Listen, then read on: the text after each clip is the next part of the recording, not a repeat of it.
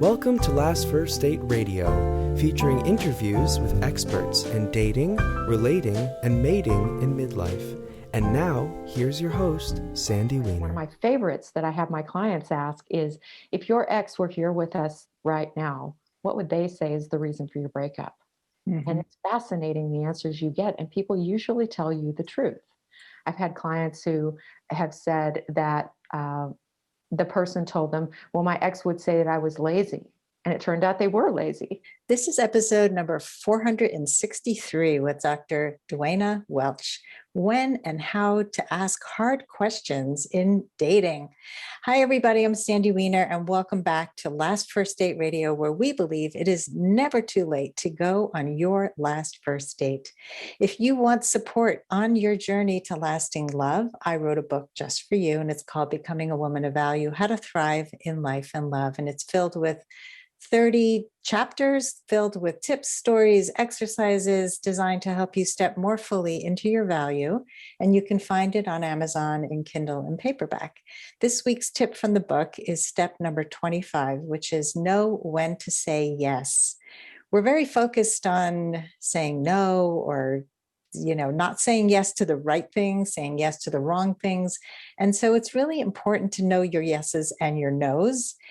I believe in dating, we often say no too quickly. And so if you are just automatically saying no to somebody because they remind you of your ex, or you made an assumption about them based on something they said, which I'm sure we'll be talking about on today's episode, say yes before you find out the facts. And when you get curious, you'll know whether to have an actual no or a made-up no. So you want to own the yeses and own the nos. And before I bring Dr. Duana on to the show, I would like to invite you to join my Facebook group. It's called Your Last First Date. And this is a supportive, positive place for you to move forward in your dating process. I just talked about assumptions. We often are filled with assumptions and negative beliefs. And we're going to talk about that today too, about how we self-sabotage. And in our group, we don't allow you to just go down that spiral of self-beat up or what's wrong with men. We want you to take responsibility for your share so that you can go on your last first date. So join us there on Facebook, Your Last First Date. And now for my guest. Dr. Duana Welch is the original Love Factually author and coach, known for using social science to help find and keep the right partner. She's taught in universities in Florida, California, and Texas across the past 20 years. Her Love Factually books are now out globally in 5 languages. That is impressive. And her client practice is global. And you can find her at loveactually.co. Is it co or .com? It's lovefactually.co, yes. .co, yes. Well, welcome. Thank you. Thank you for that warm introduction. It's so great to be on your show. It's great to have you. And I absolutely love this topic. But before we get into the hard questions, tell us a little bit about how you got into this field, because this is very different from the teaching that you did at universities. Yeah, well, when I was in graduate school, I was studying memory and aging, so not exactly this. And I have a bachelor's in psychology and then a master's and a PhD in developmental psych with a focus on memory and aging. And I went through a particularly painful breakup when I was 26 or 27 years old. Thank goodness it's far enough in my past that I no longer remember my precise age at the time. And this too shall pass. That's one of the themes. Anyway, it just occurred to me that I didn't really know very much about relationships. I thought I was pretty intelligent, but I didn't seem to know very much about something that had the power to make or break my happiness. Relationships are the thing that are the most central to human happiness. Not just love relationships, but in cultures like ours, where we tend to live on our own or with a partner, they're very, very important. They have a place of primacy. And I realized that I just wasn't very good at dating. I don't mean I didn't go on dates or that I didn't have a good time. I mean that I didn't know what to ask people. I didn't know what to look for. I didn't know when to say no. I didn't know when to say yes. I didn't know how to time sexual intimacy. I didn't know how to read people. I didn't know a lot about mating psychology, basically. But it occurred to me that other people probably did, that there were probably other nerds like me who had spent their lives studying that. And there were a lot of them. I read those textbooks for fun now. And so I started applying this to my own relationship search, and I wound up getting in two really, really long-term relationships, two marriages, which, as Margaret Mead said when she was asked about her three failed marriages, the famous anthropologist, she said, I have had three marriages and not one of them was a failure. So I wound up happily married a couple of times, unfortunately, not forever. But the science has helped me. It's helped my clients. People started approaching me, asking me to do for them what I had done for myself. And I began doing that on the side. And ultimately, I wound up using this information in every class I taught, writing these books and seeing clients all over the world. Wow. I can relate to so much of your story of not really knowing what we're doing. And I think so many of us can. Most of us grow up in homes without the modeling that would teach us really what healthy looks like. And I was just on a coaching call this morning with somebody new, and we're connecting the dots between her past and her present and the relationship patterns that come from having unhealthy relationships with your parents or your caretakers. And unconsciously, we choose partners without even knowing that we chose somebody. Like when I chose my husband, I thought, well, I'm choosing the opposite of my father, so it's going to work out. I thought I knew exactly what I was doing. It turns out that on the surface, my husband was very different from my father in many ways, but where it really counted, he was very much like my father. And it wasn't just about being like my father or not like my father. It also had to do with the skills I didn't have to resolve conflict, to even know what common values really look like, because we might think, oh, we like the same things and we think we want the same things, but can we make hard decisions together? Can we really thrive in difficult times? And so many of those things are what I learned. Like, what are some of the big lessons that you took away from all this research you did? That men and women really do have a lot of overlap in our mating psychology, but there are some significant differences, and failing to acknowledge those can make the early stages of dating really difficult. We have a mating dance just like birds do, and a lot of times it gets labeled as gamey and manipulative and controlling, and certainly it can be, but it doesn't have to be. You can be very open about saying, here are the things I will and won't be doing early in dating, and not be manipulative about it, and still behave in a way that the gender that you seek responds to, instead of putting off people that you really want and getting people to ditch you who or getting people to want commitment with you that you don't want, which was happening a lot to me. That was probably the big thing. Another thing is that while you're absolutely correct that many of us are not raised in homes with ideal communication patterns where we see it.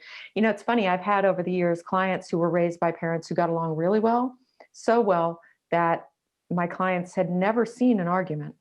Mm-hmm. They were happening because happy couples have arguments, but they were happening behind closed doors. And my clients really didn't understand anything about how to ask for what they needed, how to process a difficult conversation so that the relationship got stronger rather than weaker.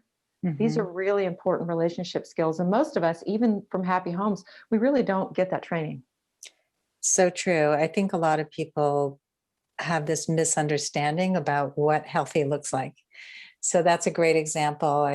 I talk about a client I had whose mother was ill and loving, but because her mother was sick, her father would say, just behave, be a good girl, don't make a lot of noise. And so she suppressed who she was and had to get the good grades and became a massive people pleaser, and is still playing out today in her late 60s. And so it's like, oh, that's how I became that. But my parents were so loving. Why'd I marry a narcissist? And so It can happen. And it's important to do this work so we can figure out how we got to be this way, what skills we're missing, and what we can learn. Because as you and I both teach, this stuff can be taught, right? There's science behind it. Yes, the Gottmans have shown in more than 35 years of longitudinal research, meaning you follow the same people across all those 35 years, pick up new people along the way, see what's working and what doesn't, that master couples naturally do things that disaster couples can learn to do. And these are things that we can be working on even when we're single. We can be preparing for the love of our lives in the best communication of our lives. It doesn't have to be in a partnered context. These skills serve us across all contexts. So agree. I love the Gottman so much. And it's, a lot of, and we'll share one little tip from the Gottmans that I love is turning towards your partner. We put out bids for connection all the time. And I love the way they describe that, because I know, like with my children, one of my children, I'll put out bids to connect and she'll usually reject them or ignore them or just go, no, so it's like I'm trying to connect and I'm feeling cut off. And with other of my children, they will take the bid, they will accept the bid, they will turn towards me and we'll have a connection. And so just even that little thing of just, oh, I'm putting out a bid and it's not getting accepted, it's getting rejected, or it's neutral. And that's why I feel a disconnect. That was life-changing for me. Like what's one of your favorite Gottman tips? That unhappy couples have 69% of their problems that will never, ever, ever be resolved. But so do happy couples. It's the same percentage, which tells us this was life-changing for me. It tells us that it's the way we talk about things, not just the things we're talking about. Mm-hmm. And that's learnable. Kindness and respect are learnable. And it really comes down to kindness and respectfulness. And it's interesting because I have clients who will point out that, well, they're kind to me. And I'll say, no, you're looking for someone who's kind to the wait staff and the child who can do nothing for them, and people who are in servile positions relative to them, in servant-like positions. And whether or not they've had a good day, it doesn't mean they're a saint, but it means that when they mess up, they say, oh, I'm so sorry. And they really mean it. And they try to do better going forward. And so kindness and respectfulness, respect means they assume that you are capable of making your own choices, and that if you want their input, you will ask. And that if you choose another path, that you have a good reason for it. These are kindness and respect, and they are the bedrock of a happy relationship. And there are lots of couples, every happy couple has differences that they're never going to get past. But with kindness and respect, it doesn't become this relationship destroying, relationship eating thing. Unless it's something like addiction, which is frankly why both of my marriages ended. Oh, wow. That's not a kindness or respect issue. But if you've got a profligate cheater on your hand, also not a kindness or respect issue. But many issues really do come down to that. And they are learnable. Although for those of you out there who are just now dating, don't accept it during dating. Don't accept a lack of kindness and respect off the bat.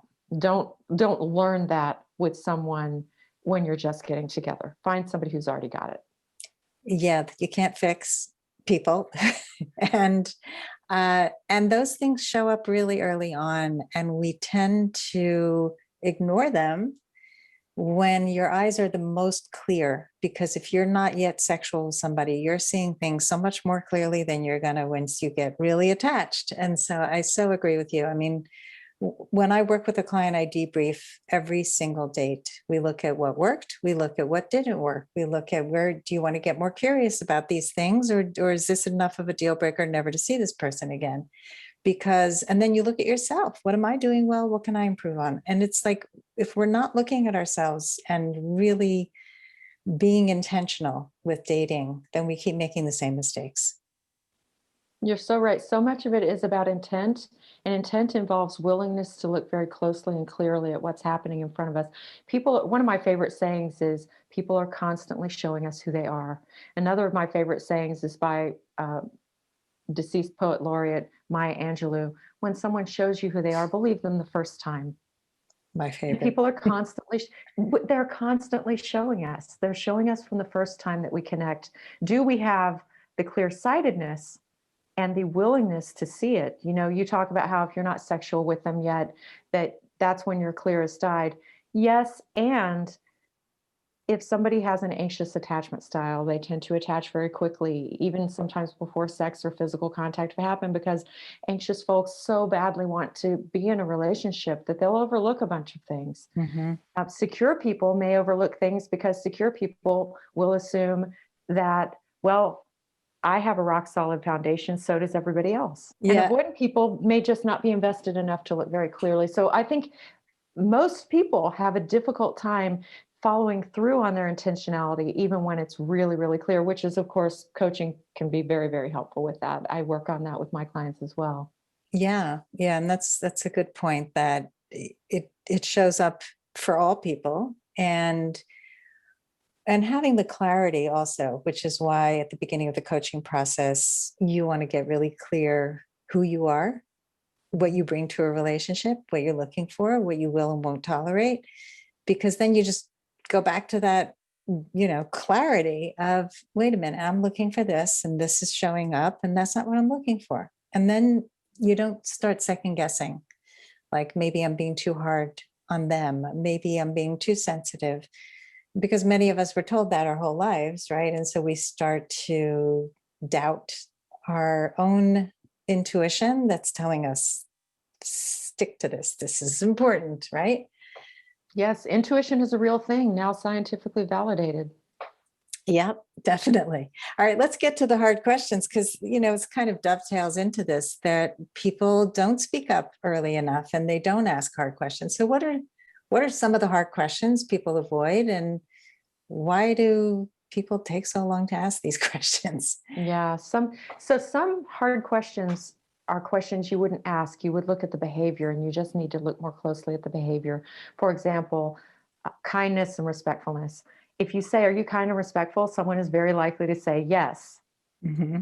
because we all perceive ourselves as good. Almost all of us do, and we want to appear well. We don't want to look good in front of other people. So even if we didn't think we were good, we might say yes to that. Mm-hmm. So that's the kind of question where the way you ask it is to go in a roundabout way. And one of my favorites that I have my clients ask is, if your ex were here with us right now, what would they say is the reason for your breakup?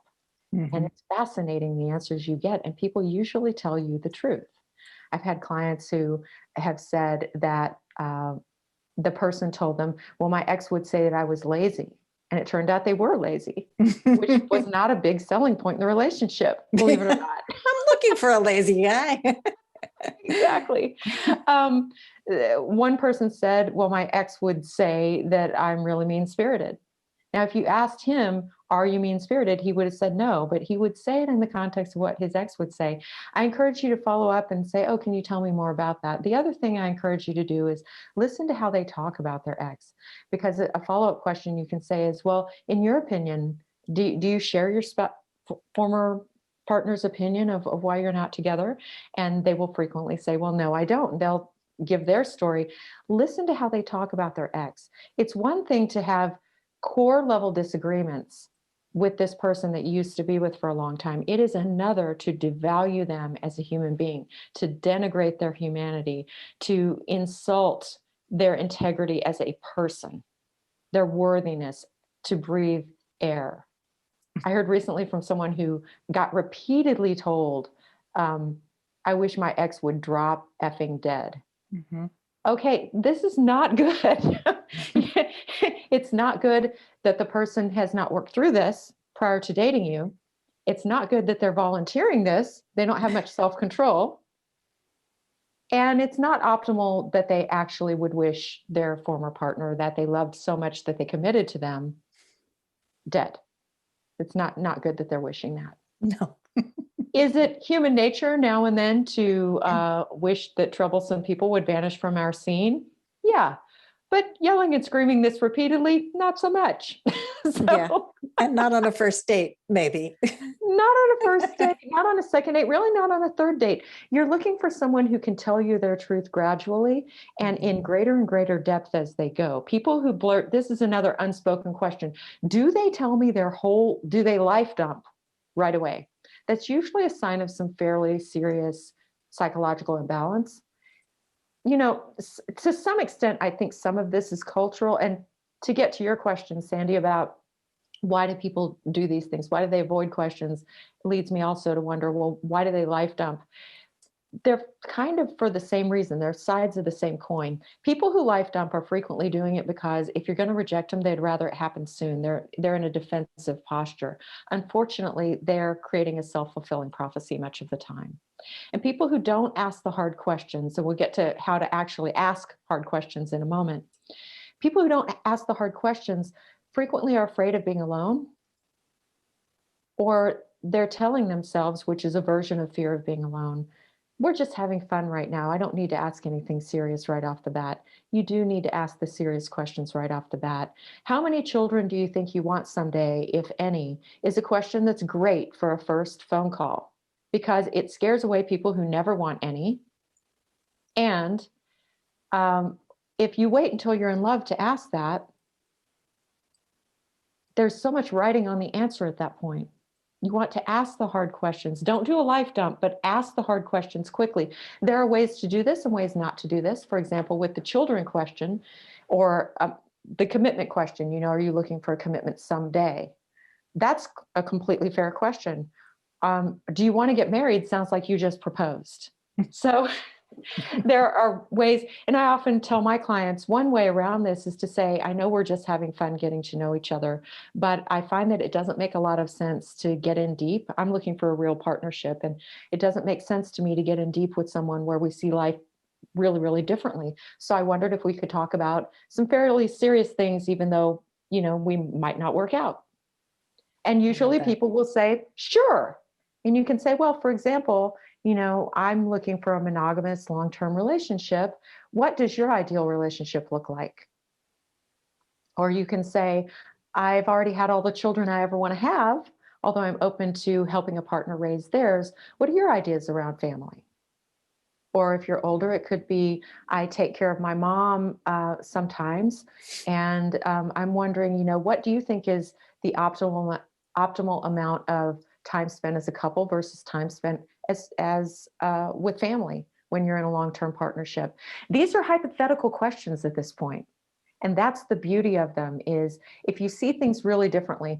I was dating, I'm in a relationship now, but I was dating back in January, and it came up very quickly. The person I was talking with mentioned that he carries a gun with him absolutely everywhere he goes.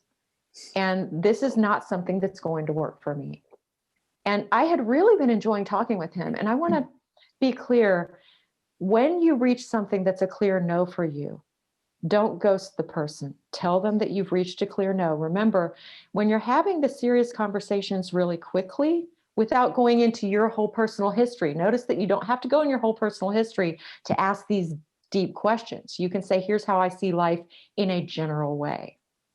And the way this man sees life in a general way is that he wants to have a firearm with him all the time in case he is called upon to use it.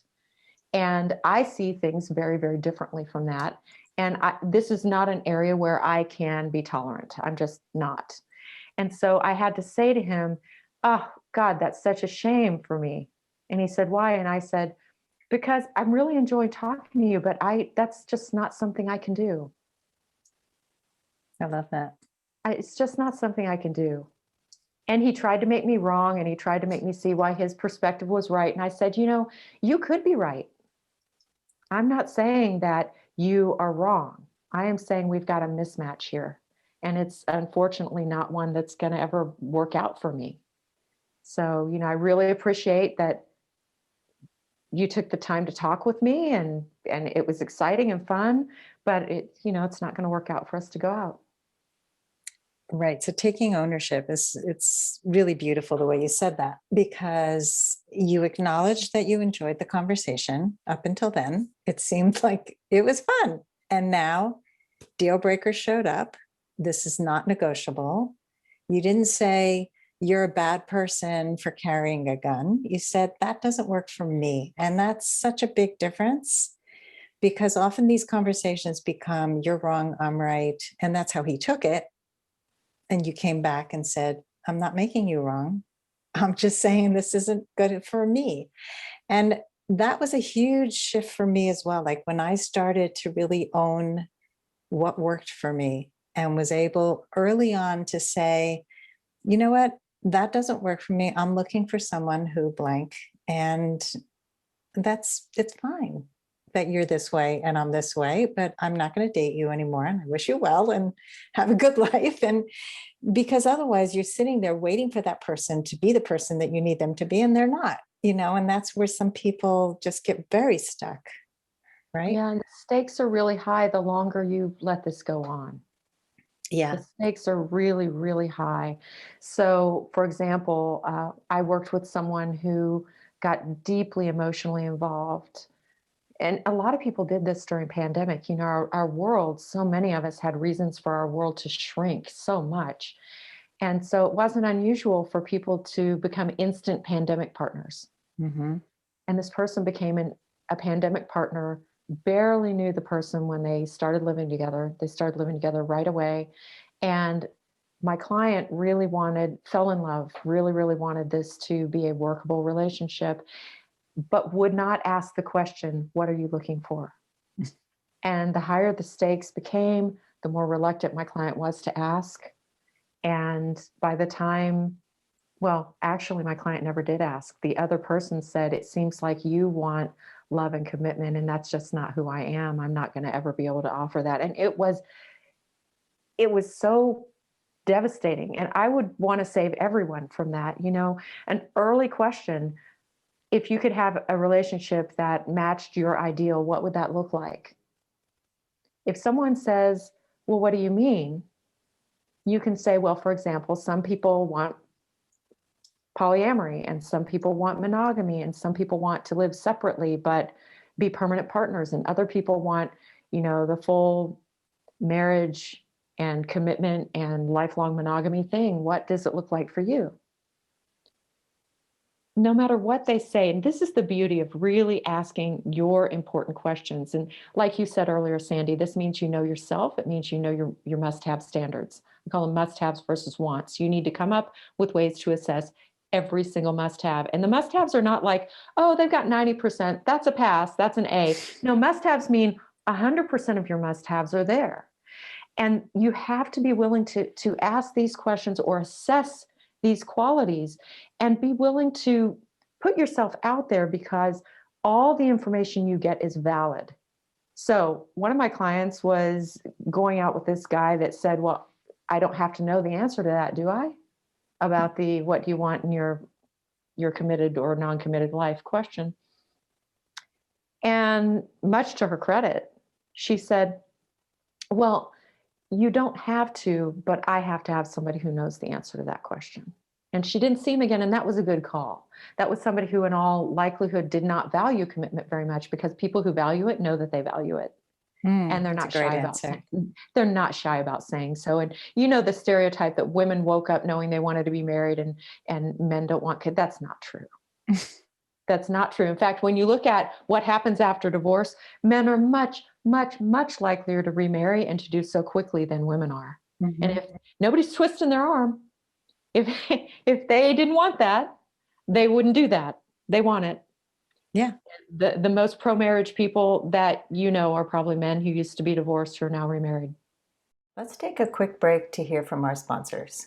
This episode is brought to you by Amazon Music Unlimited. You can listen to over 70 million songs and thousands of playlists and stations. Plus, you can now stream your favorite podcasts like Last First Date Radio. You can listen to any song, anytime, anywhere, on any of your devices, your smartphone, your tablet, your PC or Mac, Fire TV, and any Alexa-enabled devices like the Amazon Echo. Get Amazon Music Unlimited for free for 30 days. Just head on over to getamazonmusic.com/lastfirstdate to learn more and claim this offer. so many people shy away from the questions. They're afraid to ask. And like you say, it's like, it's important to know the answers and not to find out once you're emotionally invested. And where you have this sunk cost, like I've already invested all this time and energy and we're in love and we've had sex and the sex is great. That has you overlook those must-haves, and I always tell my clients, one deal breaker is all it takes. You don't have to have 5 of them. If you have 5 must-haves and 1 deal breaker, the must-haves go down the drain. Like they don't matter anymore because the deal breaker is present. And what people do is they justify the deal breaker. But he's so educated and he's so handsome and the sex is great. And so it's hard to walk away from the educated sex god. I concur. It's very difficult to walk away from that guy. He's probably tall and good looking too, and and he had a lot of money. He had a wonderful sense of humor, and he was nice. And it's hard to walk away from that guy. Here's the thing: people who resonate with that a lot of times have what's called an anxious attachment style. A hallmark of anxious folks are people who, when they attach, they feel not quite good enough and they're very preoccupied and worried about their romantic partnership. And it's okay. You can be anxious and find great love. You can do that, but you have to be willing to let go of love that isn't great. The person who has one of your deal breakers, that's love that's not great. You can find great love, but not by sticking with what doesn't work. I know it's hard. I've walked the lonesome valley. I was anxious for years and years. The quickest way to not be anxious anymore is to learn what secure attachment looks like and get involved with someone who is. And that's another thing that I talk to about with my clients is, well, what are questions you can ask that will assess that? Or even better, there are tests online and you can look at the person's behavior and go, yep, and figure it out, which is fun. But you've brought up something a couple times that I think is really important. When we as women tend to emotionally connect when we sexually connect. Studies of casual sex partners showed that 75% of young women who were in a casual sex friends with benefits scenario, 75% of these women said that they were becoming emotionally attached to this partner who they knew was not good for them, by the way. 75% of men in that same study said just the reverse. They also acknowledged this person isn't good for me. That's why we're in a friends with benefits situation. So that was the same. But they said, it's just fun. I'm not having any difficulty remaining emotionally detached. There's a fairly wide gender gap on this issue. And so that's why I encourage women to nurture the sense of self-esteem that you don't have to get sexually involved as quickly as culture currently tells you do right now. And for probably the last 15, maybe 25 years, maybe longer than that, word on the street has been that sex is expected on or around the 3rd date, but you don't have to do that. Especially if you're an anxious attachment style. Mm-hmm. It's so true. It's like, a large part of coaching is learning to trust yourself, learning to trust what you need, not what somebody else wants from you, pressures you into. And it takes time to develop that. And I also was a very anxious attachment style. I had an anxious attachment style. And I would create this amazing relationship in my head before I had any data on this person. And especially, I remember even the transformation and how it happened. But right after the divorce, about 2 years later, when I started dating again, I met a guy online and the first phone call lasted about 4 hours. And he was so nurturing and sweet and seemed so deep and interesting. And we started talking on the phone every single day. We exchanged about 30 emails. This is before texting. Every day. And he was sending me poetry. It was crazy. I didn't really know what he looked like because he had only one picture posted online. And I filled in all the blanks. This is my future husband. I'm so lucky. I met him right away. I don't have to spend all this time online because I met the greatest guy. And when we finally met in person, it was horrible. It was so horrible. We had zero connection. I wanted to run out of that space so fast. And it was my big wake up call. That was probably the last time that I I did that. But that was something I did my whole life, just to fall madly in love with people I knew very little about.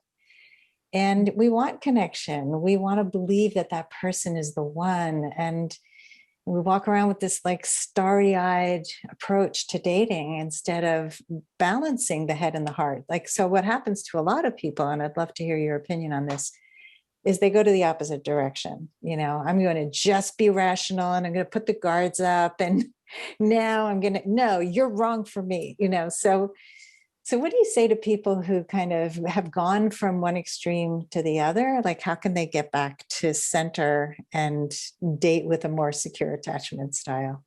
It's like a fulcrum or a seesaw. The objective here is to maintain some balance. Definitely notice how you feel around this person, because relationships are primarily about how the other person, how you feel when you're with them.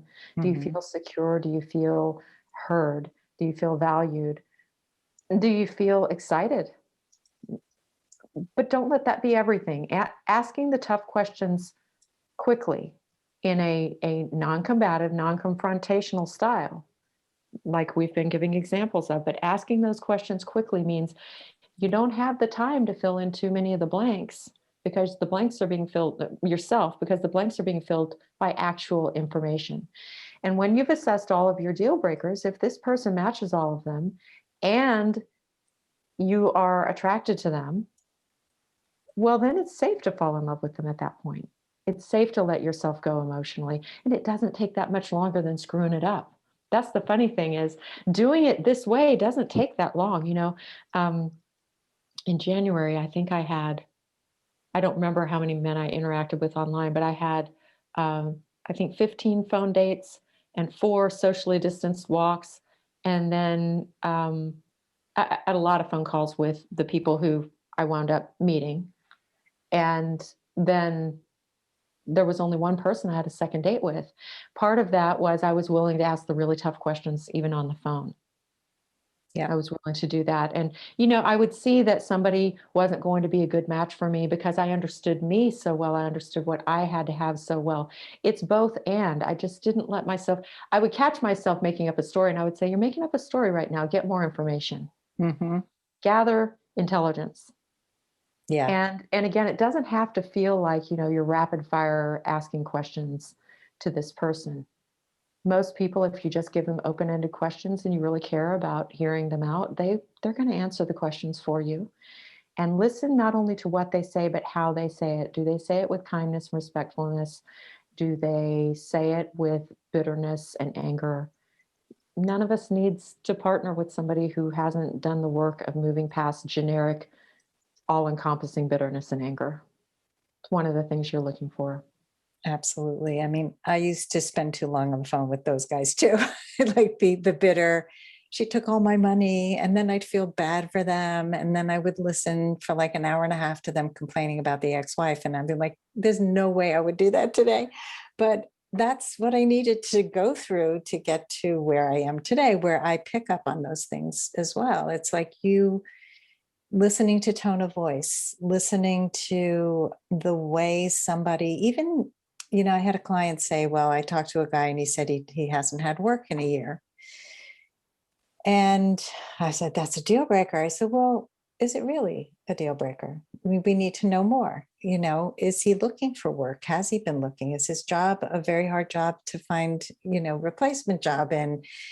Is he thinking outside the box? Is he complaining? Is he a victim? Is he, and so you can really see a lot by the follow-up questions, like you said, to get curious and ask more. We talked about debt.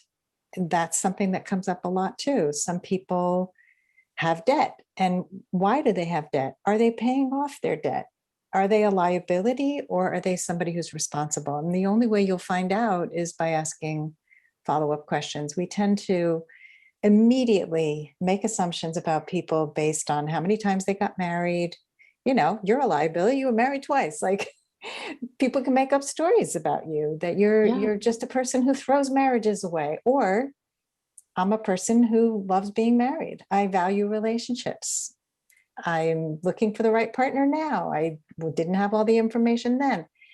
It's really who we become. So speaking of that, let's talk about how we do tell these stories about our lives, because how we tell them matters a lot as well. So how and when do we share some of those harder things about us?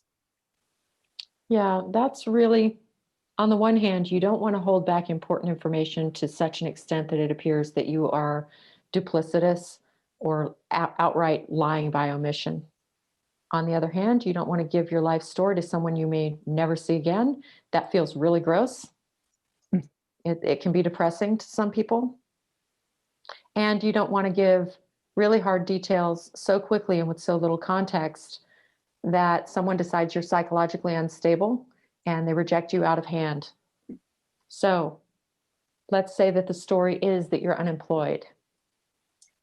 A lot of people were unemployed during the pandemic. You need to think of a way to share your employment status, because someone's going to say, what do you do for a living? And they are going to say that because it's America, and that's the first after your name. That's almost what people want to know. And you can say, well, during pandemic, a lot of people were laid off. I was one of them. Looks like the job market's opening back up. I've been looking and collecting unemployment, and it looks like I've got a lead on a couple positions in my field. Or it looks like positions are starting. I'm on LinkedIn, and it looks like they're hiring more in my field recently. That's a very different story than I'm unemployed and I'm afraid I'll never get a job again. We have to put our best foot forward. You got to put a positive spin on it. Mm-hmm. One of the things that what you're really being asked there is not just about whether you have an income, but whether you have resilience. And partners want to know that you do. And the stories we tell ourselves, quite apart from what your partner expects or your future partner expects, the stories we tell ourselves are so important to our happiness. The person that we live with and love every day is us.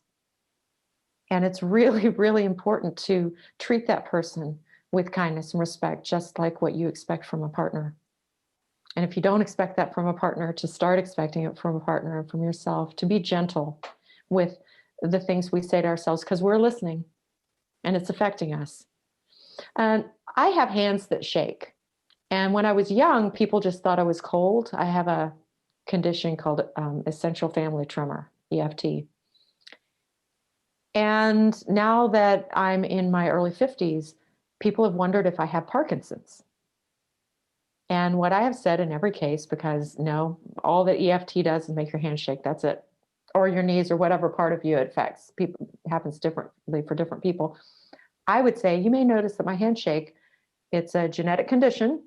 I didn't pass it on to my son, but I did get it from my dad. And all it means is that I really value speech to text, and I'm never going to be a surgeon. That's great. So you use humor as well. Yeah. Use humor, allay the potential fears of this person. But what if you did have a chronic condition? Mm-hmm. My son was born with type 1 diabetes. This is something he does have to reveal to people. You can say while you're at dinner, and dinner's about to come, I hope you'll excuse me for a minute. I'm going to give myself some insulin for what we're about to eat. I've had type 1 diabetes throughout my life. Do you have any questions about that? Don't make it we have to talk. And then there's some questions you don't have to answer. I want to make it clear, just because you have asked a question does not mean the other person has to answer it. And just because they asked you one doesn't. So back in January, when I was online dating, I asked people about their religion and their politics. And one man who seemed like a really nice guy, I'm sure he is, he said to me, and we hadn't progressed to the phone call. He said, I was raised never to discuss either one of those topics, but we can talk about anything else. And I said, I completely understand that that's not something that you discuss, but it's really important to me. So I'm going to have to wish you good luck on your search and go back to mine. And he goes, wait, but he didn't want to talk about it. And that's okay. You don't have to talk about things you don't want to talk about. The risk is that this person will not be okay with that. But a lot of times people are. Here's a big one. that people have asked me a lot about. Sexually transmitted infection status, revealing that right out the gate, or the number of people you've had sex with. If that question comes up, feel free to say, these are things I would discuss later, if you will. And if you won't, because the number question, how many people have you slept with? Many of us consider that to be irrelevant and a bridge too far. And if that's the case for you, you can say, that's just not something I ask or something I answer. I'm sorry. It's just, that really does cross the line for me, and it's too personal for me. But I get why you might want to know, but I'm not going to discuss that. And then it's up to them. Notice what I keep coming back to is you share your truth in a simplified, non-dramatic, possibly humorous way. You ask your questions in a simplified, non-dramatic, possibly humorous way, and then you get information. It's this wonderful feedback system. The information will be there for you. And if it's an answer you don't like, it's not that big a deal. You just met. Yeah, or even I probably never would have thought of that guy again who didn't answer the religion, except we're on this podcast. But I hope and I trust that he has found somebody wonderful for him now, who is okay not discussing those things. That's fine. Mm-hmm. Exactly.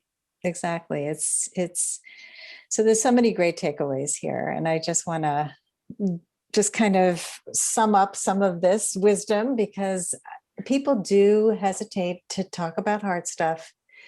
People get asked questions that are uncomfortable and they don't know how to answer or deflect or say, I'm not comfortable. And it's so important to know how to create these responses. And I highly recommend that people think about what they're going to answer before you go on a date, before you get on a call, because it's hard to think of these things in the moment. So, and then the curiosity piece, which is a huge takeaway. And I think that on the surface, a lot of people are different than what they really are when you dig deeper. And for some people, the deal breakers come up right away, and pay attention to them and don't dismiss them. It's, I was just thinking about another big red flag. For me, I think the tone of voice, the way somebody answers, the whole, how people treat the wait staff and people who are of a different class than they are, whether they look down on people. I dated a guy once who, right at the beginning, he said to me that he had a conversation with a guy that he works with. And he said, I yelled at him and I told him, I gave him a piece of my mind, that kind of tone of like, and he wasn't going to talk down to me. And I said, I'm really uncomfortable with that. I'm uncomfortable with how you handled it, because it doesn't feel good to me to have somebody yell at me. I value compassionate communication and having conflict resolution in a peaceful way. And, and you see it in road rage. You see it in ways that people show up, and it can be very subtle. So often people will say, I didn't see any of the red flags. And then all of a sudden it was over. And I'm like, you missed so many things that you ignored, that you were afraid to speak up about, that you wanted something so badly that you didn't want to have these honest conversations. So I hope that people take away that it's never too early to have these conversations. The first phone call, even in texting, right? You didn't even get to a phone call with that guy. And if these things are important to you, don't dismiss them. Like really, really own your yeses, your nos, your must-haves, your deal breakers, so that you can have clarity about the dating process. It makes it so much easier to really connect with the people who are right for you.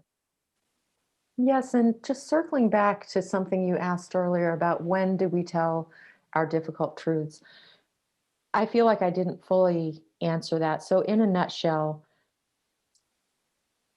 it's like a dance, and you're looking for how much this other person is revealing before you reveal really serious, difficult things. And ask yourself, do they need to know this yet? Do they need to know this yet? STIs are a big one. Nobody needs to know about your STI on a first date. You should let them know before you have sexual contact that involves the genitals, for sure. If you're waiting a while to do that, though, which is helpful for most women emotionally, then you can wait a little while on that. I have heard directly from men who said, herpes is not a big deal, but the fact that she brought it up on a first date was. Yeah. It killed my buzz. I was trying to get romantically interested in her, and now this is the first thing that comes up. I hadn't even kissed her yet. I've had men say that to me. It would have been fine later on. So you don't want to give the most difficult parts of your story until it makes sense to do so. It doesn't make sense to do so until they have shown. There was a therapist named Sydney Gerard years and years ago who talked about reciprocity and how intimacy is this growing reciprocity where, he didn't use the onion analogy, but, there's an answer. Do you have any health issues? And you can say, well, I have one that's extremely well regulated. It's actually not a health issue anymore, but that's something we can talk about another time. Very light, truthful, but it doesn't get to the heart, doesn't get to the core of that onion. The second level answer could be, it's something that doesn't change my day-to-day life really almost at all, but it's something that we should talk about at some point. And the core level answer could be 10 years ago, my partner at the time had an extra pair relationship, cheated on me. I did not know it. I wound up with herpes as a result. I had one outbreak. I've never had it again, but you should know that before we get sexually involved. That's a great way to build. And I believe in this low build altogether. I think that, when you come in strong, it's often crash and burn, and it's not based on real knowledge of a person. And because people will ask you questions. They will ask you, especially as you get older, there are a lot of men who've said, are you still sexually active?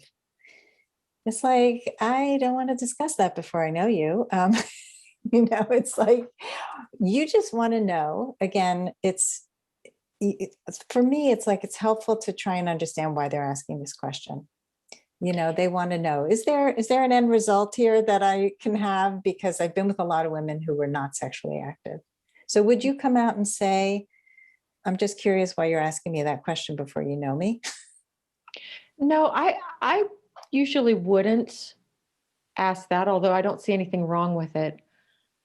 I would say something like, it sounds like you might have been with women who weren't interested in sex. I want to let you know that, to me, sex is a really important part of a loving relationship. Because the truth is, most of the people listening to this show might be women who are interested in men. And men care very much about not winding up being emotionally attached to a woman who has no interest in sex, unless that man also has no interest in sex, in which case that might be why he's asking. So you could ask why he's asking. But I do think with that specific question, it's a good idea to say, that's not something I get into really quickly with a partner, but I find sex to be a really important part of a loving partnership. It's something we can talk about more as we know each other better. Yeah, I like that. That's very gentle and compassionate. And again, there's boundaries. It's, people will say, oh, so how long are you divorced? And there was a question that came up in my group. How long are you divorced? And this woman had been divorced 6 months, but the process had been 2.5 years already. And she was out dating as soon as the divorce was final. And so the guy made a kind of a snarky remark like, oh, you don't waste any time. And she got really triggered. And so if you're getting really triggered, you've got to figure out how to answer those questions and how to speak about your divorce in a different way as well. Like, if you don't want somebody saying those things, you don't have to go into detail like it was 2.5 year process and then 6, but that's too much for someone you don't know. So how would you advise this woman? I would say, well, the length of time that I've been divorced really isn't a reflection of the length of time that I wasn't attached. Mm. Um, the divorce took more than 2 years, and I'm more than half a year on the other side of that process. But I was actually the person who initiated it, which means by the time it even started, my feet were both out the door. So I've been gone from that relationship for a long time, and I've taken care of what I needed to take care of. Yeah, that part at the end, that's really important because a lot of people are like, I don't know what I'm doing. I'm just out here and I'm still connected to my ex and I'm resentful. And right. So knowing that you have that responsibility, I take care of my stuff. I take care of myself. I know myself. I know what I want. I know what I need. And I'm out here asking questions because I need some clarity. Well, this has been so informative, so wonderful, Duana. Oh my God, did I say your name wrong? You said my name perfectly. I did. Okay. And thank you, Sandy, for having the name that you have. I don't have that challenge in our conversation. And it has been so much fun. I hope that your listeners find it and your viewers find it really helpful and inspiring. And I wish everybody the best in their search for their last first date. Oh, thank you. And I'm sure this is the kind of episode they're going to play like 20 times to get like every word. How can I say this? Because this is such a common issue for people. And I'm always asking people to look at it a little differently because there are people who say, but they need to know everything about me right away, or I want to know everything right away so I can make a good choice. But actually knowing everything before you're ready to hear everything is not such a good choice. And I think that's another takeaway from today's conversation. So Duana, let people know where they can find you. Sure. You can find me at Love Factually with an F.co, lovefactually.co, and you can see free material from all of my books. There are free samples of all of them. You can see how to get coaching with me. You can see a link that will take you to my broader website with all the articles I've written about these kinds of topics. So lots of free stuff there for you. And I answer all my emails for free. So if somebody just has a question they want to ask, I promise I'll get to it. That's extremely generous and unusual that you offer that, so that people take advantage of that and go check out Duana's website. This is a wealth of information. So thank you again. And if you love our show, listeners, please rate and review us wherever you get your podcasts. And if you don't know how to do that, Google it, because it's sometimes complicated. But all of those ratings and reviews really help us to draw in more incredible guests like Duana and to keep going into our 10th year. And we hope you go on your last first date very soon.